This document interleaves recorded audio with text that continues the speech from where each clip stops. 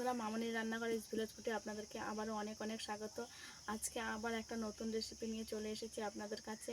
আপনাদেরকে এই নতুন রেসিপিতে অনেক অনেক স্বাগত। আজকে আমি একটা ঘরে থাকা সামান্য কিছু উপকরণ দিয়ে একটা ডেজার্ট বানিয়ে দেখাবো। পুরো ভিডিওটা আপনারা দেখবেন, আশা করছি আপনাদের খুবই ভালো লাগবে।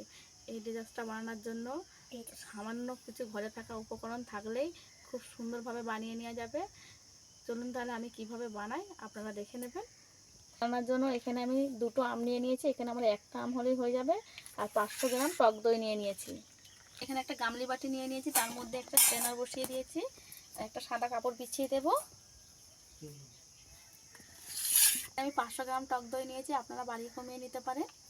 টক দইটাকে আমি ছেঁকে নেব জল ছড়িয়ে।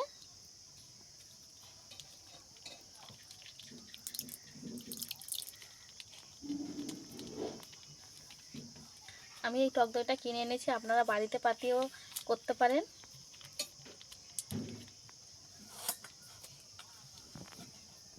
যদি এক্সট্রা জলটা থাকে, এই জলটা ঝরিয়ে নেওয়ার জন্য আমি এরকমভাবে এটাকে মুড়ে দেব।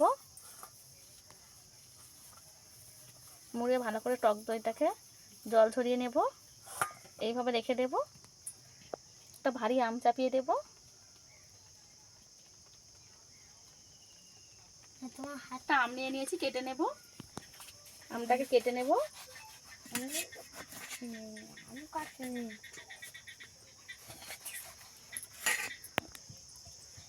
এরকম একটা পাকা আম নিয়ে নিতে হবে, একদম যাতে ভালো করে পেকে যায় এরকমই একটা আম নিতে হবে। আমটাকে এবার কেটে নেব।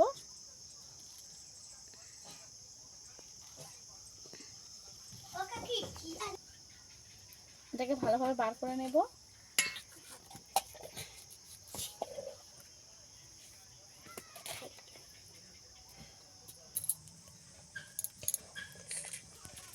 আমগুলো আমি এইভাবে বের করে নেব সমস্ত আমটাকে।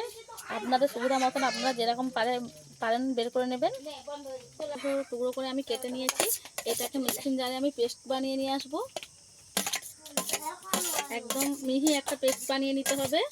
দইটা 10 মিনিট হচ্ছে জল ঝরিয়ে রাখার জন্য দিয়েছিলাম। এবার দইটাকে দেখে নেব কেমন হয়েছে।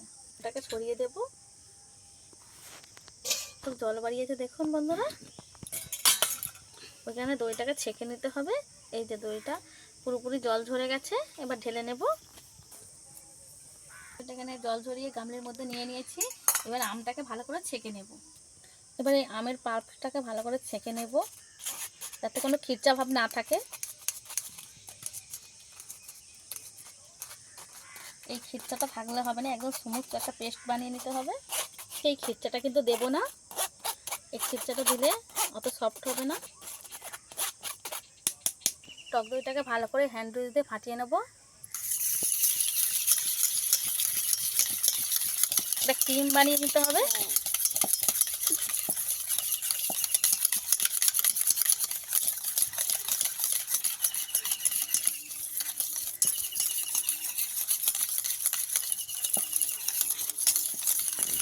এই যে একটা ক্রিমি ভাব এনে নিয়েছি টক দই থেকে।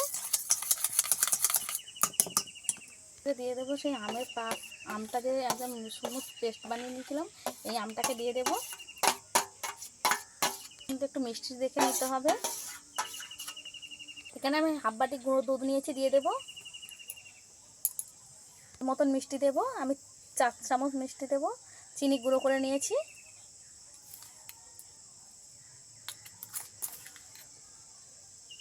পুরো ভর্তি ভর্তি আছে, আমি 4 চামচ চিনি দিয়েছি। আপনাদের স্বাদ মতন আপনারা চিনি দেবেন। এবার সব কিছু একসঙ্গে মিশিয়ে নেব।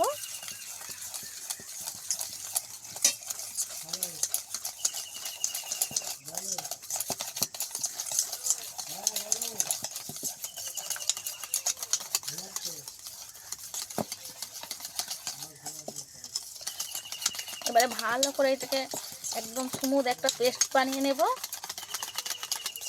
এটা ক্রিমি ক্রিমি ভাব চলে আসা পর্যন্ত আমি এটাকে এইভাবে ভাজতে থাকবো। কিছু টাইম নিয়ে একটু মিশিয়ে নিতে হবে।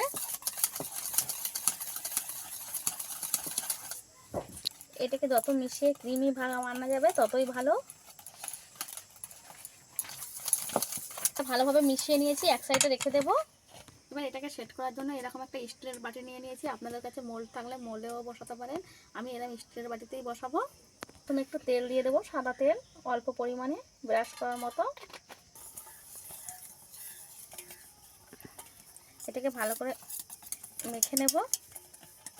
বাটিটার চারধারে এইভাবে মাখিয়ে দিতে হবে তেল। বাটিটায় ভালো করে তেল মাখিয়ে দিয়েছি। এরকম একটা খাতার পৃষ্ঠা নিয়ে নিয়েছি, এটা দিয়ে দেব এর নিচে দিয়ে একটু উপর থেকে হাতে যে তেলটা লেগে আছে এটা লাগিয়ে দেব। এবার এটাকে ভালো করে একটু সেট করে নিয়েছি কাগজটাকে। এবার এর মধ্যে ব্যাটারটাকে ঢেলে দেব। ব্যাটারটাকে ভালো করে নাড়িয়ে চাড়িয়ে নেব, এর মধ্যে পুরোটাই ঢেলে দেব।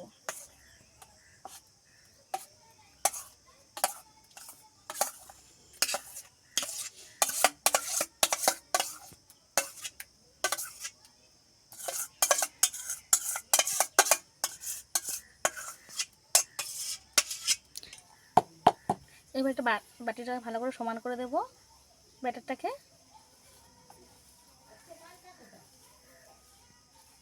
একটু সমান করে দিতে হবে।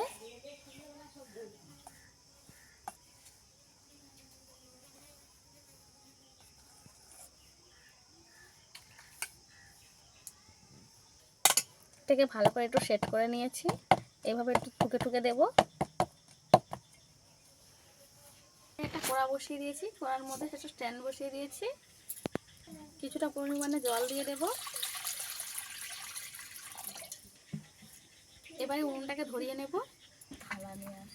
উনুনটা ধরে গোড়ার জলটা গরম হয়ে গেছে। এইবারে আমি বাটিটাকে বসিয়ে দেব।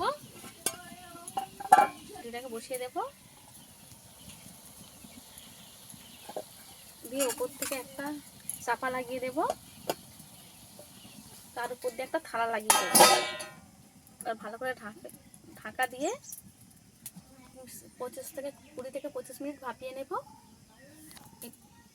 জ্বালানিটা দিতে হবে মাঝারি আছে, বেশি জোরেও না বা বেশি আস্তেও না, মাঝারি আছে। আমি 25 মিনিট রেখে দেব।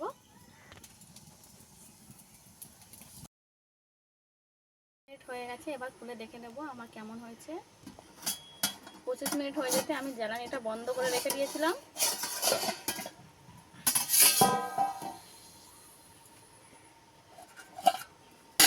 ওটাও শুকিয়ে গেছে। এবার এটাকে চেক করে নেব হয়ে গেছে কিনা। এটা কত সুন্দরভাবে সেট হয়ে গেছে। এই যে হাত দিচ্ছি, হাতে একটু উঠে আসছে না। এখানে একটা কাঠি নিয়ে নিয়েছি, কাঠি দিয়ে চেক করে নেব কেমন হয়েছে। এই যে কাঠির মধ্যে একটু উঠে আসে না, মানে বুঝতে হবে যে এটা হয়ে গেছে। এবার এটাকে নামিয়ে আমি ঠান্ডা করতে দেব, পুরো ঠান্ডা করে নেব। এইটা এইভাবে রেখে আমি ঠান্ডা করে নেব পুরোপুরি। এবার আপনাদেরকে দেখিয়ে দেবো কেমন হয়েছে। এই যে এমনি পুরোপুরি ঠান্ডা করে নিয়েছিলাম, তারপরে 1 ঘন্টা ফ্রিজে রেখে দিয়েছিলাম। এবার আপনাদেরকে এ করে দেখিয়ে দেবো কেমন হয়েছে। এখানে একটা থালা নিয়ে নিয়েছি,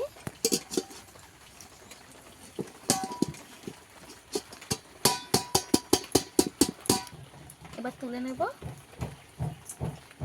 সহজেই এটা উঠে গেছে। এবার এই কাগজটাকে তুলে দেব আমি, এই যে কাগজটাকে দিয়েছিলাম। কাগজটাও সুন্দরভাবে উঠে গেছে।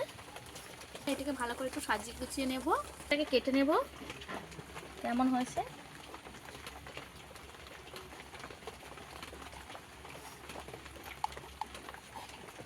কত সুন্দরভাবে হয়েছে এটা।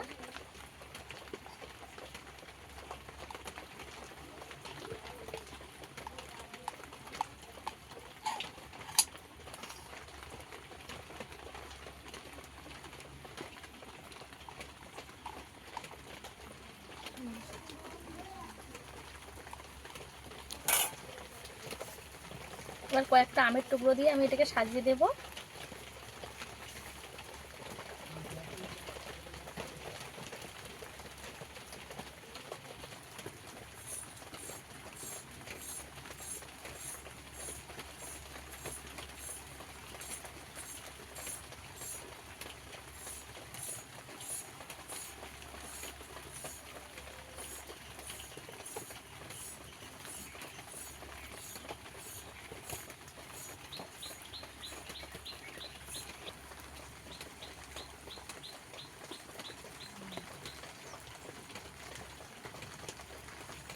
আম দিয়ে ডেকোরেশন করার পর কত সুন্দর দেখতে লাগছে দেখুন বন্ধুরা। এখান থেকে এক পিস তুলে আমি দেখিয়ে দেবো।